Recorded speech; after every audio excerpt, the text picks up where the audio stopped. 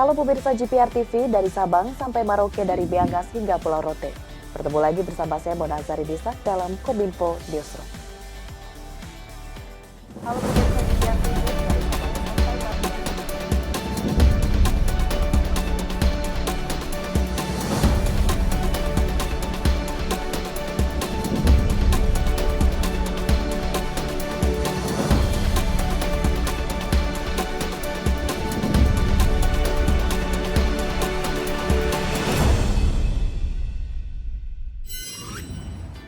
Pemirsa, kita ke informasi pertama terkait masa transisi pandemi COVID-19 menuju endemi. Menteri Kesehatan Budi Gunadi Sadikin mengatakan, faktor yang paling terpenting dalam mewujudkan Indonesia bebas dari COVID-19 adalah dengan meningkatkan kesadaran akan protokol kesehatan yang diterapkan.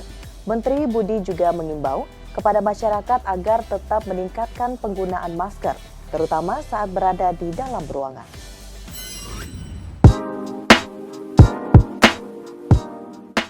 Indonesia terus berupaya merealisasikan percepatan transisi pandemi ke endemi. Namun hal tersebut nyatanya harus didukung dengan melakukan koordinasi terpusat kepada Organisasi Kesehatan Dunia atau WHO. Menteri Kesehatan Budi Gunadi Sadikin mengatakan, faktor yang paling terpenting dalam mewujudkan Indonesia bebas dari COVID-19 adalah salah satunya dengan meningkatkan kesadaran akan protokol kesehatan yang diterapkan. Berdasarkan sejarah pandemi yang pernah terjadi di dunia, Menkes menyebut transisi bisa terjadi apabila masyarakatnya sudah menyadari protokol hidup sehat. Guna mencapai kesadaran tersebut perlu adanya edukasi secara bertahap agar mencapai pemulihan berkelanjutan. Menteri Budi juga mengimbau kepada masyarakat untuk terus meningkatkan kesadarannya akan penggunaan masker, terutama saat berada di dalam ruangan. Apa yang akan pemerintah lakukan adalah gradually memindahkan tanggung jawab untuk mengelola kesehatan diri pribadi masyarakat ke masing-masing individu. Dan kalau itu sudah berhasil, masyarakat sudah paham, sudah teredukasi dengan baik, sudah memahami bagaimana protokol kesehatan seharusnya, sudah memiliki judgement kapan mesti melakukan apa, itu adalah ciri-ciri penyakit yang sudah menjadi endemi.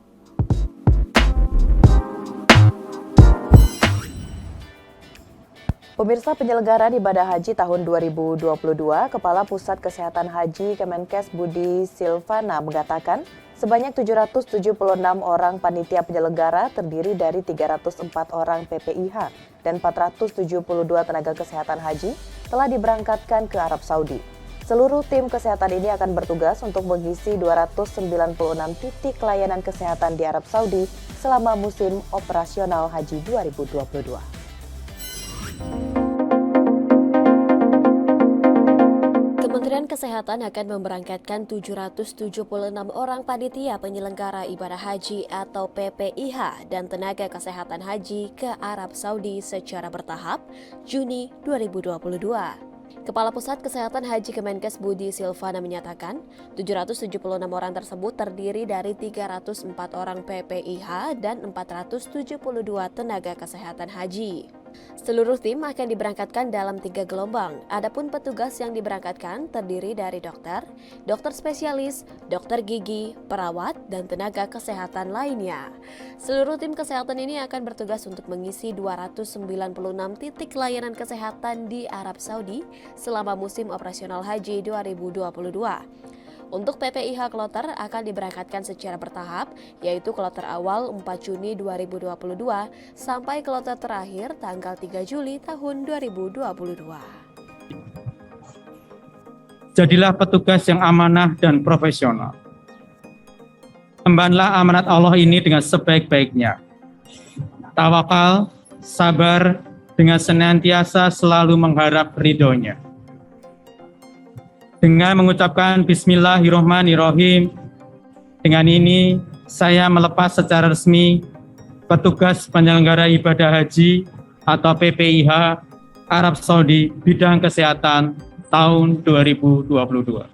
Semoga usaha kita agar pelaksanaan haji tahun ini jauh lebih baik, senantiasa diberikan kemudahan oleh Allah SWT, dan para petugas jemaah dapat kembali ke tanah air dan keluarga dengan selamat dan sehat walafiat.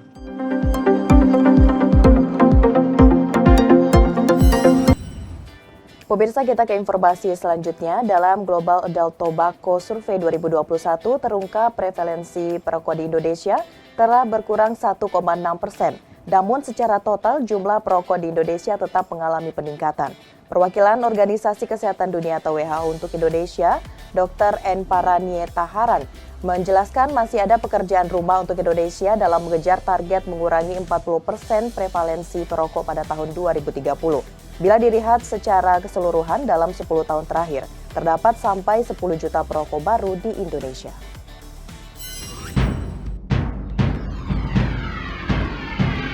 Hari Tanpa Tembakau Sedunia diperingati pada 31 Mei setiap tahunnya. Diperingati sebagai momen untuk meningkatkan kesadaran masyarakat akan dampak buruk dari kebiasaan merokok. Dalam laporan Global Adult Tobacco Survey atau GATS 2021, terungkap prevalensi perokok di Indonesia telah berkurang 1,6%. Tetapi secara total, jumlah perokok di Indonesia tetap mengalami peningkatan. Perwakilan Organisasi Kesehatan Dunia atau WHO untuk Indonesia, Dr. N. Paranietaharan menjelaskan masih ada pekerjaan rumah untuk Indonesia dalam mengejar target mengurangi 40% prevalensi perokok pada tahun 2030. Bila dilihat secara keseluruhan dalam 10 tahun terakhir, terdapat 10 juta perokok baru di Indonesia.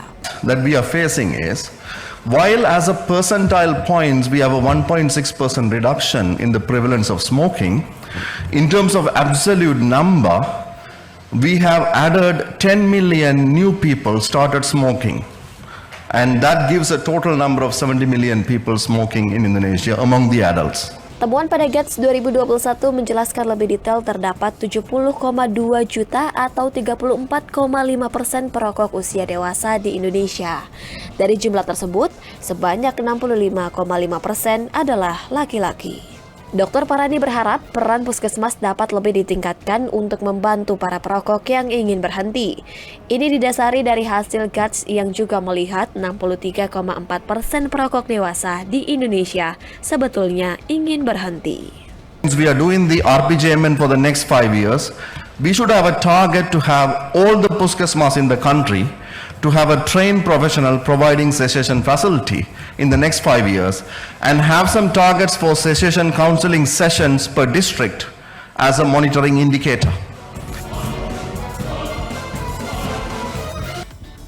Badan Nasional Penanggulangan Terorisme terus merangkul sebuah pihak untuk penanggulangan terorisme. Kali ini kerjasama dijalin dengan Ikatan Pesantren Indonesia. Kepala BNPT Komjen Pol Boy Rafli menilai IPI menjadi mitra strategis, di mana lembaga pendidikan pesantren diharapkan dapat selalu menyebarkan pesan-pesan toleransi dan moderasi beragama, dan bagaimana bentuk pencegahan masuknya paham radikal intoleran.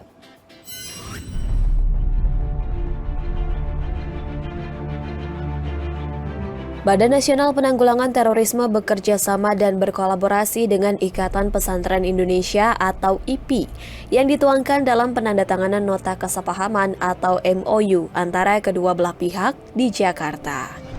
Kepala BNPT Komjen Pol Boy Rafli Amar mengatakan pihaknya melihat IPI sebagai mitra strategis di mana lembaga pendidikan pesantren diharapkan dapat selalu menyebarkan pesan-pesan toleransi dan moderasi beragama sebagai bentuk pencegahan masuknya paham radikal intoleran yang mengarah pada tindakan kekerasan terorisme.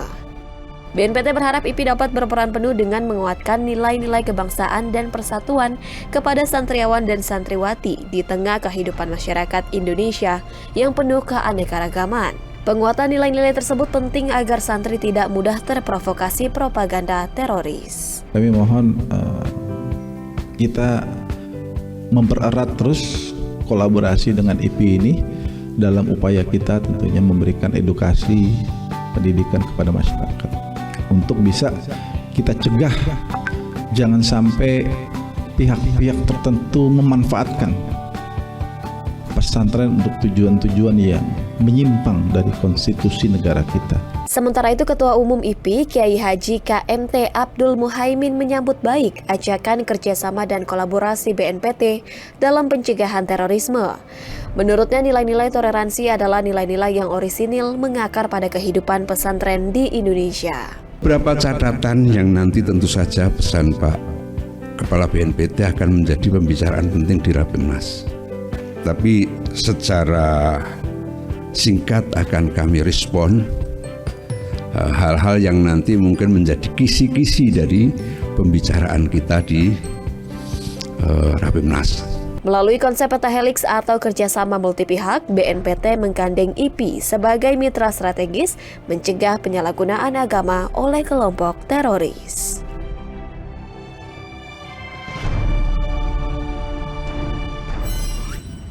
Pemirsa, usai jeda kami akan kembali dengan berbagai informasi lainnya. Tetaplah bersama Kominfo Newsroom.